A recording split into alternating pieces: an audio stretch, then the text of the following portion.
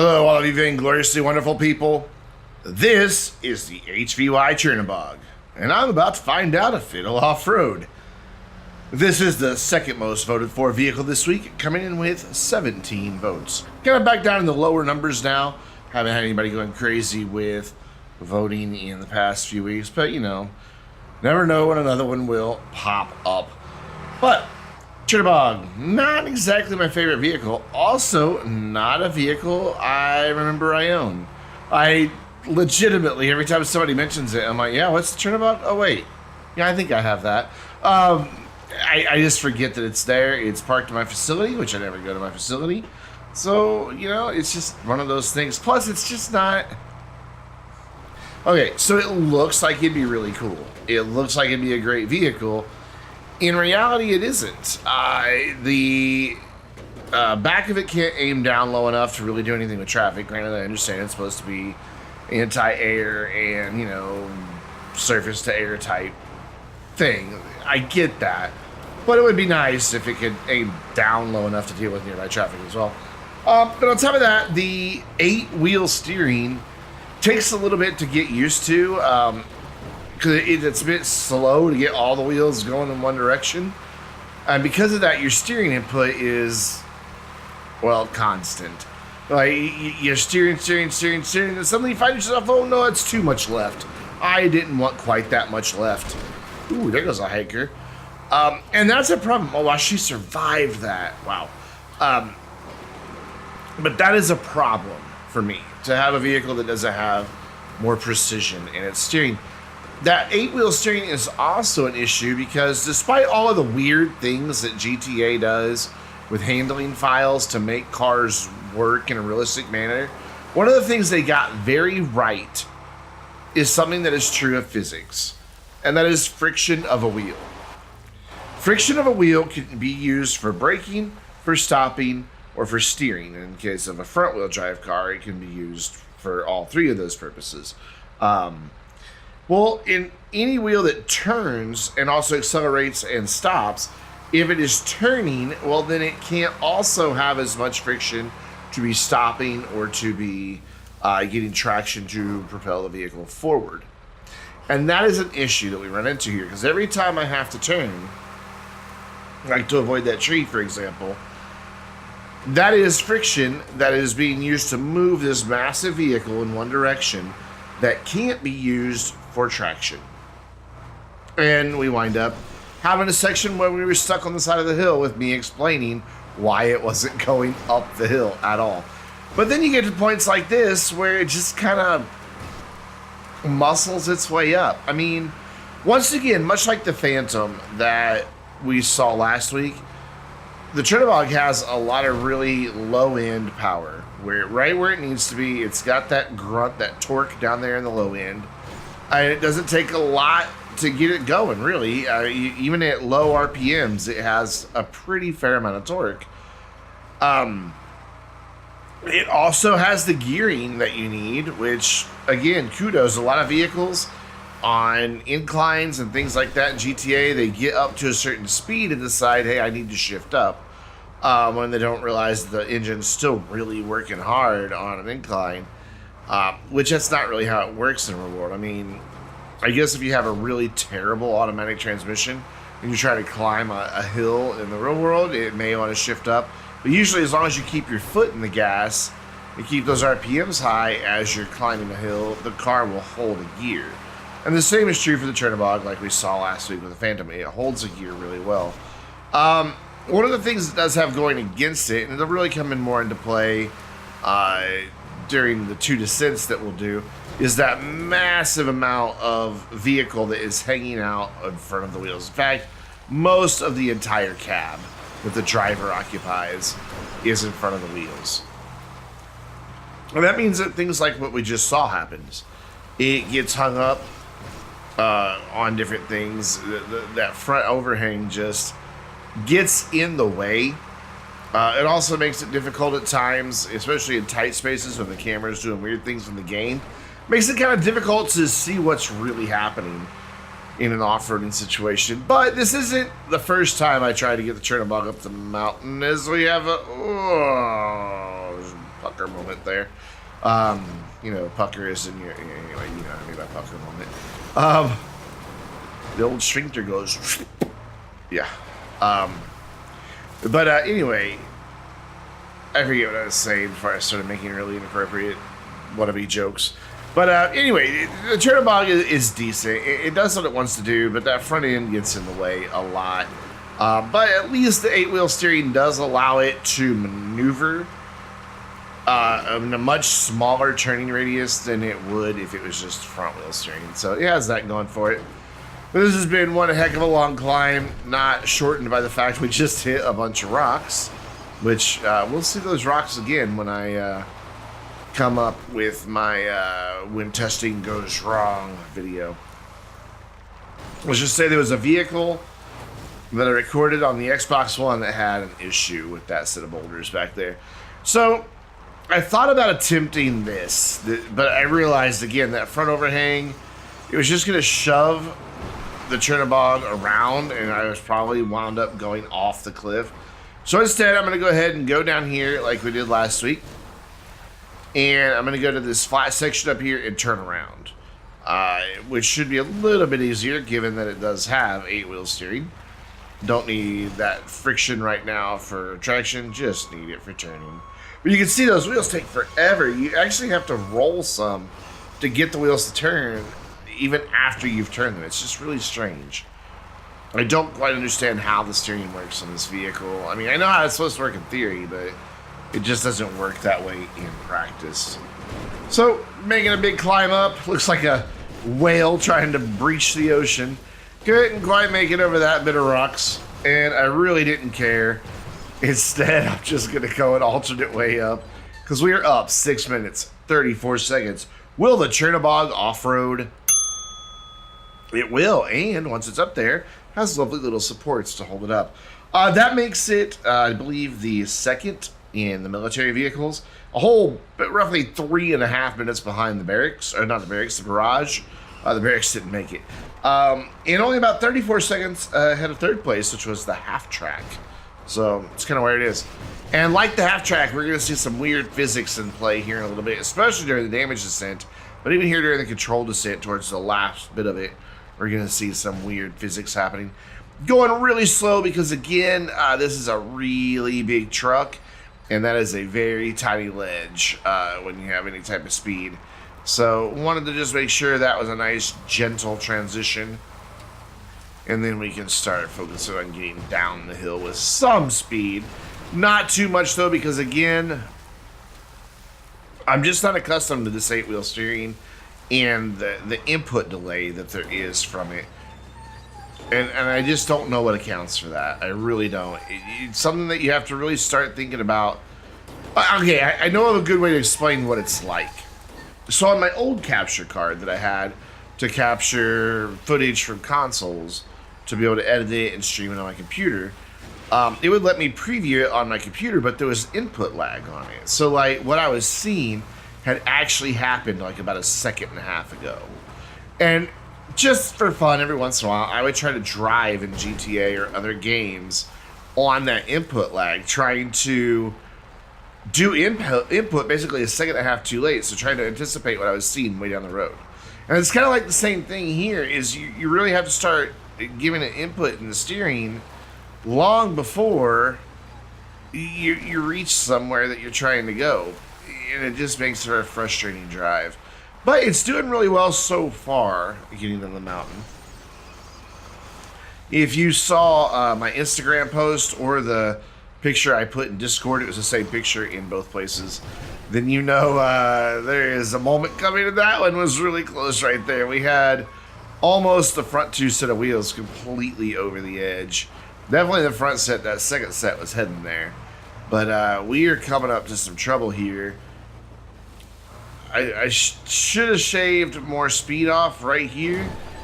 And because of that, oh gosh, it's going to be close. Look at that. But, oh man, it has the grip. It just pulls itself right back onto the trail. That is... In one of the recordings that I wound up not using because it was just too much fail on my part, I actually had a place where I fell off the mountain and it just drove right back up. It was just not an issue. I was really worried I was going to go over there. Instead, I knocked over a hiker somehow. But I really thought that it was either going to tip over or go flying over that ledge, but neither one happened, surprisingly. It is just such a cumbersome vehicle to drive, though. And when it lands, it just has the weirdest physics. It's just... I don't know. It's got all this play in the suspension, or I guess travel in the suspension, which makes it great for off-roading, but then the upper part just is weird. Here we go. Here comes that weird physics I was talking about. Starting to kick in, and the way the back end just kind of went rotating around once it was in midair. I don't quite get that. It's like there's a giant gyroscope in the back of this thing. But instead of driving back up to the path, I decided to say, you know what? Fuck it. I'm just going to go ahead and go on down. Because we're here, why not? So on the dirt, I'm going to go to the looser dirt. I guess I don't really still know how to distinguish between the two dirt trails. One's light, one's dark. I don't know. But the Tree of Many Crashes claims its first victim in a long time and claims it twice. By the way, this section here where the frame rate always suffers because of all of the foliage, yeah, this should be the last one at Offroad that has to suffer from that. You'll see why soon. Almost fell off the side of the trail there. If you hang out in Discord, you already know why that frame rate issue is about to be a thing in the past, but I'm going to say I'm very excited. I am actually recording this today, or editing this today, on even some more upgrades. That's right, my computer upgrades continue. I have a system in place now that lets me finally have an editing set up the way Adobe intends it to work. And it makes me so happy. I can't even begin to tell you how much better it makes editing. But we are down in our controlled descent, 4 minutes, 39, almost 40 seconds. Let's go, as I put the brakes on again. Let's go back to the top where it didn't quite fit on the ramp. That's the best I can do. Took me 6 minutes, by the way. Once I got to the top of the mountain, it took me 6 more minutes to get up there. What you may have thought was just frame drops and stuttering just then was not. It's almost like the game doesn't know what to do with this vehicle and where to put it in space. And so it looks like lag. But it wasn't. I swear to you, I know this video is being rendered out in 30 frames per second. That's because I'm on a clean install of Windows and Adobe and I forgot to change my default to 60. And I had already edited the whole video when I realized it. So this one's gonna be in 30 frames per second. Normally I do 60, but this footage is in 60 frames per second. And I've analyzed the footage, there were no drop frames. None. So this is all just weird physics glitches in the game.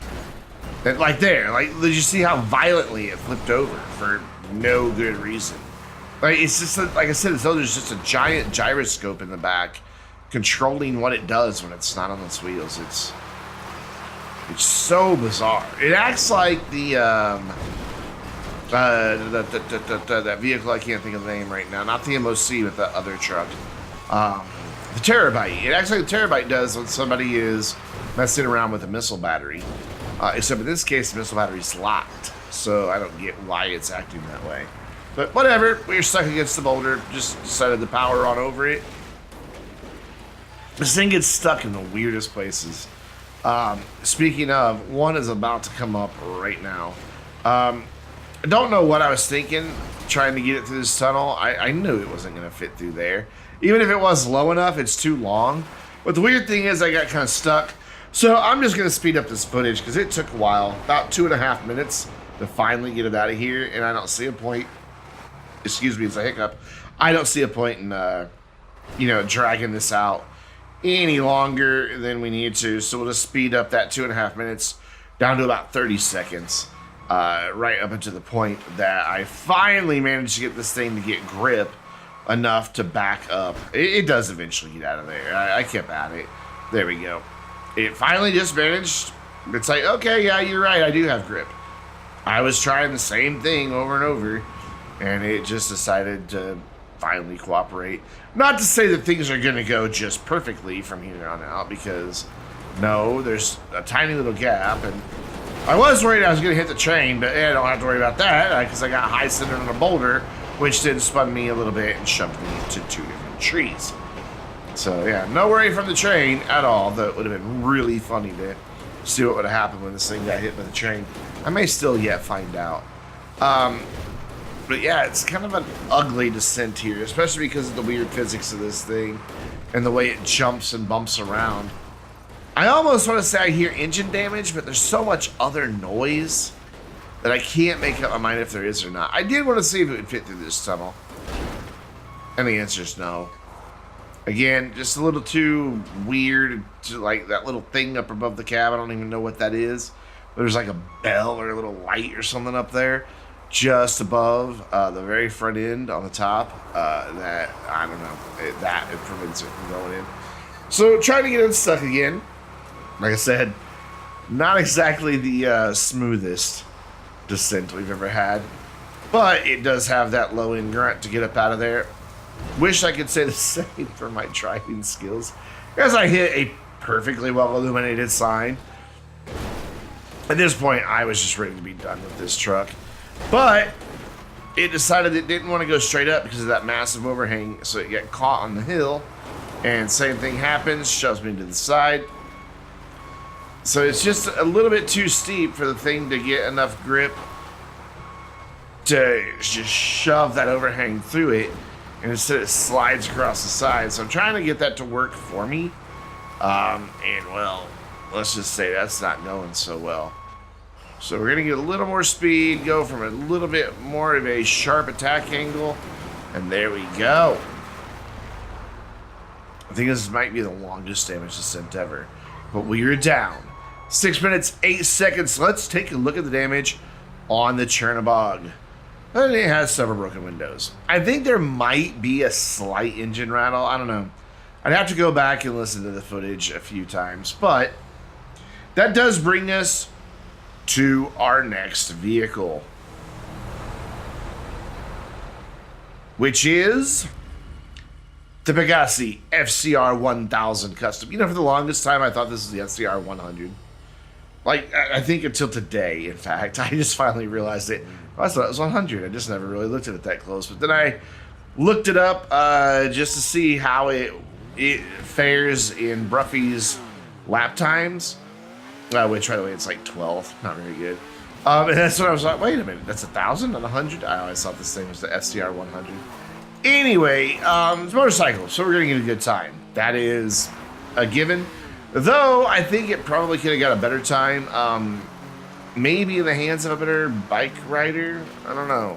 I still can't make up my mind if it was my own inadequacy or this bike that caused some problems. I recorded this bike multiple times. One time because I was having, actually twice, because I was having frame rate issues, and I just decided the video was not good enough to use, so I re-recorded it. It's still not the best, but like I said, those frame rate problems are going to be gone. I believe the delivery will occur on Wednesday, and then it'll all be OP again, just like my computer was a few years ago. It's going to be back to being OP. So I made multiple runs with this bike. They all came in around the same time, though, because even though the footage was weird, I was able to still compare the ascent times, and I don't know. I think there's just something weird with the handling on this bike, because it just, at times randomly, isn't doing what I would expect it. It just doesn't respond in a consistent manner. It reminds me a lot of the Ocelot Lynx, which is a car I've grown to like, despite the fact it's kind of crap. I turned in way sharper than I expected it to at that speed.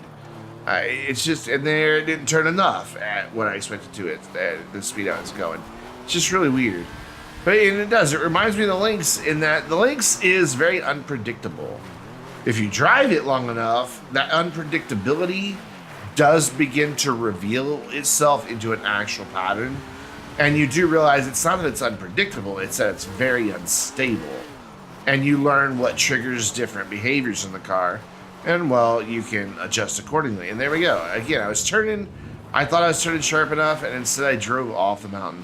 And so I think that it's the same type of thing with this bike. I don't think that it's unpredictable. I think that it's unstable. And I think someone far more experienced with this particular bike could have probably gotten a better time. That's not to say I'm bad on bikes, because I mean, I've turned in some really quick times on bikes in this World Off-Road Series. In fact, a bike is technically our fastest vehicle up the mountain. So, I mean, I know what I'm doing. And that's how it should be, other than the air vehicles. And so that gives us a time, though, of 2 minutes, 40 seconds, and 42 frames. So will it off-road? Yeah, it will. And how this thing is counting 42 frames, it's only a 30 frames per second video, I don't even know. I'm not going to question it, though. I actually do know how it's counting that. I'm going to have to go back and verify that these times are correct. Now that I said that, if the times, trust me, whatever you hear in the video is going to be correct times. But I need to make sure that these times are indeed accurate, because it just dawned on me, if this is a 30 frames per second video, but the timer's counting at 60 frames per second, it might be every half second getting off a second. Ugh, that could be bad. Is that right, math? No, every 2 seconds getting off a half a second. Yeah, that's the way it would go. Anyway, so now for the controlled descent. That was random, I know. But it's just the way video editing works. And that's what that last number is. You notice that it changes at 6. It doesn't go like normal hundredths of a second where it goes 1, 2, 3, 4, 5, 6, 7, 8, 9, and the second progresses. It changes at 6 because it's actually minutes, seconds, and then individual frames, which 60 frames per second, 0 through 59, is 1 second. So that's why it counts that way. But anyways, that does make this bike, no, we're all the way going down now, third in motorcycles. The first was, gosh, less than a minute faster, was the Batty at 2 minutes 39.53. So when I say 240, 45, or 43, whatever this thing got, that's nothing. And it is only like 35 thousandths of a second behind second place, which was the Manchez, which came into the 240.07. So, yeah. There we go, flying up over the hill again. This time we actually went flying. It's kind of terrifying, actually. But at least I didn't fall off the bike and managed to keep going. And I just really wanted to keep this moving forward, so I didn't bother to go back and catch most of the trail I missed. I figured since it was an epic enough jump that I stayed on the bike at landing, it was worth not having to backtrack for. So you can dispute that in the comments if you'd like. There we go. Once again, I thought I was turning in enough, and no. Like on any other bike I would have been riding, I would have not fallen off in these places that I have on this one. So I think it's just something different about this bike. I know it sounds terrible. I'll give it that. I'm not a big fan of the bike. Don't know why I haven't sold it. But anyways, we are down 2 minutes 21 flat. Look at that. So we're going to go back up to the top of Mount Chiliad. This is a motorcycle, so I think you know what to expect.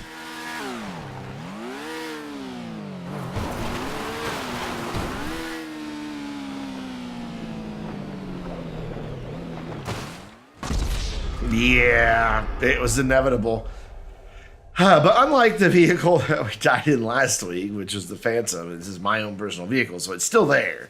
It's not going to despawn. The question is getting back down to it without breaking my neck again, especially because it was still moving at first when I respawned. I don't know if you noticed that, but the icon was actually still in motion. Ow! Bounced off the side of the mountain. Was really worried that I was going to die here again and have to go all through that jumping down, but nope. I have about half my health left. And there's the bike. There we go. So, continuing. For how long? Not very. Because I fell off again. Yeah, again, bike keeps going for a little bit longer after I stop. So, I think in this case it can rest against a rock. It has this, yeah, I think this is where it does something weird when I go to get on it. Can't remember. There's one of these where it does something. I don't know if it's this video or another one, but there's something really weird when I go to get on the bike. So continuing again, hopefully not falling off, but no such luck. Oh yeah, here we go. Watch how far this bike keeps going. Look at the lower left. Just keep an eye on that little icon. It's still going. It's still going. Still going. And I think it finally just stopped. Yeah. So instead of watching me ride the bike down the mountain, for the most part, you've watched me run down the mountain, which is going to be the closest you're ever going to get to an on-foot Will It Off-Road from me. So, yeah. But hey, if somebody can capture 1080p, 60 frames per second footage of them running up perfectly the path and then running back down and then doing a damage descent and send me that footage, I will gladly edit that into a Will It Off-Road video. But it won't be me doing all that running. I just don't have it in me to smash the A button for like 30 minutes. Oh, big jump. Caused me to miss the tunnel here, which is really sad because I nailed that first tunnel just like right into it. Actually, the first two, just zoom right in. But there, up around the wood pile, and we're finally down. But hey, first time ever that I got trapped behind this fence because this bike is weird. We're down 2 minutes, 43 seconds. Let's take a look at the damage. And well, the headlight's broken, and the rider suffered fatal injuries, but because it's GTA reincarnation's thing. And we're back. Hey, don't forget to go vote for the vehicles that you want to see featured in Will It Off-Road by clicking on the link in the description down below.